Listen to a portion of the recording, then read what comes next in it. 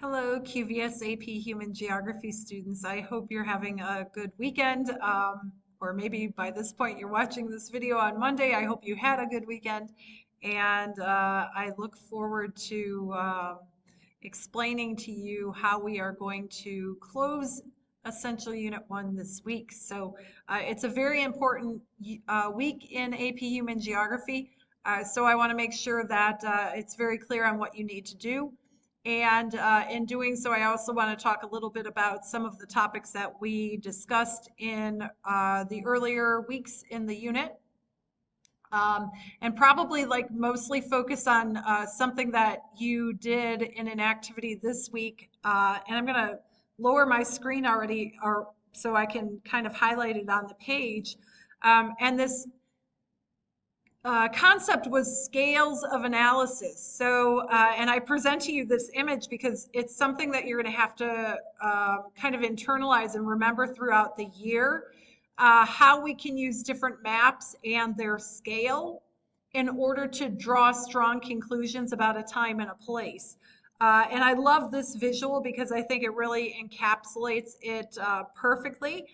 So maybe you print this out, put it in a notebook, or hang it on the wall somewhere, because it's really important for you to be able to distinguish between a map that is small scale versus a map that is large scale. And I know it's probably a little bit counterintuitive because some of you expressed some confusion this week with this idea, but notice like this map right here, which is a map of the United States, which you would think like, oh, that's a map of a large area of land, right?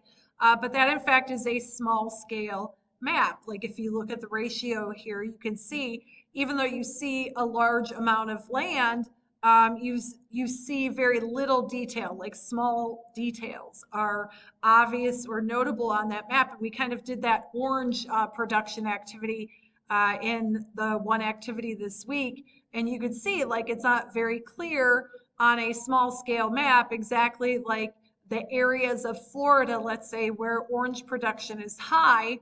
But if we were able to go to a large scale map, let's say of a particular area in the state of Florida or any other country or place in the world for that matter, with any theme, you could see a smaller amount of land, but in large detail. So, and then you had to collect some maps to kind of like demonstrate your knowledge and understanding of that in the one activity this week with scale of analysis. So it's very important. And you know, in terms of thinking geographically, which is the title of this unit, uh, we can gain a greater understanding of a place with a large scale map because we can see greater detail of a particular time or place with a large scale map. As we go to a smaller scale, that's harder for us to see. So I wanted to kind of bring that visual up, and then I will take you to the course page, but first just kind of talk about generally what this week will entail. So it is the last week of Essential Unit 1, and you're going to see that all of the essential units this year are pretty much designed the same way. You have 4 weeks for every unit, and I like to call the first 3 weeks like the learning weeks, not to say that learning is not going on in week 4. Of course it is, you are learning in week 4, but week 4 is more like a demonstration of mastery, because what's going to happen in week 4, you will have to take the unit assessment. Your notes are due, so hopefully you started taking notes. And you're going to have to take the AP College Board Progress Check, and I'll show you again other features on that page that you can use to help you prepare for the Essential Unit 1 test that is, in fact, on my Moodle course page. So even though it's not, I mean, you're still working, it is more like the assessment week. And if you're really far ahead, I'll show you those selective units that you can go ahead and engage in as well, so that after the AP exam in May, if you do the selective units throughout the year, you'll pretty much be done. I don't know how appealing that sounds to many of you. Of course, you have after the exam to continue to work on the selective units. but you don't have to if you kind of work very efficiently and effectively throughout the course of the year. Okay, so it's an important week. Like I said, the unit test is this week, among other things. So let me take you to the course page and let me talk about what you need to do in order to be successful this week. So let me close that up and let's go to the course page. Okay, so let's scroll down to Essential Unit 1, and we are in week 4. Okay. And you can see the test here. It's not going to open until September 27th. Maybe you're watching this video on September 27th. I don't know. But before you open the test, you must do all of these other activities that are here. The Essential Unit 1 test. So I guess I'll scroll back. It's basically designed to assess your knowledge of different types of maps in this topic 1.1. How we use geographic data in order to draw conclusions, and that's that whole idea of the power of geographic data. Spatial concepts, so how features are distributed across the globe. And then finally in week 3, that whole debate between possibilism and determinism and human-environment interaction, along with the 5 themes of geography. As I noted before, this concept of scales of analysis, and then finally regional analysis. So again, I take you back up to this map of the world that introduces the unit for you. You know, we can learn about different regions of the world based on how they are grouped together geographically. And we can make kind of like broad statements about what a place is like if you think about North Africa and how it's different from South Africa or any other region of Africa for that matter. You know that there is a lot of Islamic influence that diffused from the Middle East over time. So, you know, when we talk about regional analysis, we think about like all of these different AP regions and begin to like draw conclusions or think geographically about those regions, whether it is related to culture, politics, population, agriculture, you name it. So that last section there called regional analysis really deals with those different AP regions and what they tell us about those places now and even in the past. So make sure you did all of those activities, and then I take you to week 4. As I warned you in last week's video, your notes are due.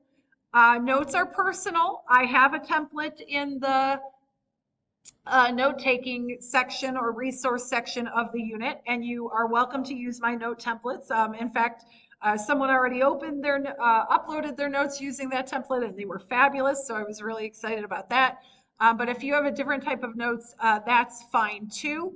I want to warn you about notes as well, because you're actually kind of getting double credit for them. I'm going to scroll down to this unit called test preparation. One of the TSWs in this unit, and some of you already engaged in this unit by doing the first mock exam, but notice I have an assignment called textbook notes for quintile 1. So there's actually a TSW in this test preparation unit that says you will take notes, and we will grade you on those notes. So not only do I want them for unit 1, but I am giving you credit for them in that selective unit. So you must upload your notes. You can use my note style, or you adopt one of your own. I don't care, as long as you are taking notes and you can give me evidence of that. Then there is some practice quizzes really for you to take in preparation for the unit test. So if you open this one, it'll take you to the textbook quiz. There's like 15 questions. You do them, and then you give me a screenshot of your results. I want you to complete a concept map for the unit. And if you open this up, I give you an example of how you can create the concept map. You can either do it by hand, or you can create a digital concept map. I don't care. You make the choice. But I do have some indicators here in terms of what needs to be on the concept map, and I give you the AP Big Ideas and vocabulary from unit 1. If you want to make it digitally, I even give you like a little instructional video in terms of how to make a Jamboard, because that's the platform that I suggest for you to make the a digital concept map, or again, you can do it by hand. But essentially, the idea of a concept map is to take all of your notes and reduce it into one page. And it's a nice way to review for the test as well. Then the next thing that you need to do this week, if I can get us back to the course page, is I want you to go to the College Board page and I want you to do progress check number 1. It's 15 multiple choice questions, and it will give you practice before you take my Essential Unit 1 test. And how do you get to the College Board page? Well, I got to take you all the way to the beginning. The link to it is here. You need a College Board account, and then you need to join my class using this class code if you haven't done so already. So I can take you back there. I think I have taken you there in the past. I can take you back there and show you what you can find on that AP College Board page. So give it a moment to log in. And it's a little slow. I know I could pause during this point in time, but I'm going to keep you on here and make you watch all of this. And if I go to the geography page, then you'll see Unit 1, again, like all these daily videos for all of the different topics that you can watch. And the progress check is at the very, very end. So you can see, again, mine looks a little bit different. The daily videos are if you click on the topics, so you can see them right there. But the progress check is here. So if you click on this, it's going to open up 15 multiple choice questions for you to answer. And then when you're done answering those questions, like the indicator for me that you have answered them, is actually on the course page if I ever get back to it. Yeah, we're getting back to it now. It's actually on the course page in week 1. So what I'm asking you to do at the end, I'm sorry, not week 1, week 4. At the end of week 4, what I'm asking you to do, sorry, I'm scrolling through this very quickly. I want you just to kind of upload a note here telling me I completed Essential Unit 1 progress check. Mrs. Sedmak, grade it, okay? And then the week ends with you taking the Essential Unit 1 test. And I have to give you a few warnings about it. So I'm going to go ahead and open this up. And my whole explanation here tells you about the test. And I will tell you here, it's based on Chapter 1. It's based on those AP topics. In this test, there are 39 stimulus-based multiple choice questions and 1 free response question. When you open the test, there is a timer, and you get 1 attempt. So when I open it, it's going to ask me, are you sure you're ready to start this attempt? So I will click on it. And there are the questions, and look at it. There's a timer right there that's counting down. So you got to make sure that you are ready for the test because you have to finish it within the hour. At the end of the test, there'll be a button for you to click that says submit. So you make sure that you submit the button.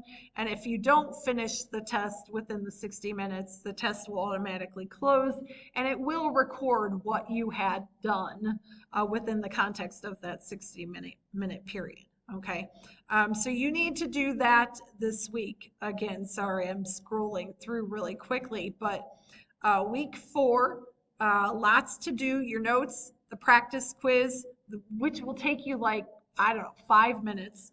The concept map, that'll take you significantly longer, probably about an hour or so, but again, it's a nice review. The progress check's only going to take you 15 minutes. And then the Essential Unit 1 test an hour, and include in all of that your study time because you're going to probably want to take some time to study. You got quite the busy week, okay? So that's it and how we are going to end Essential Unit 1.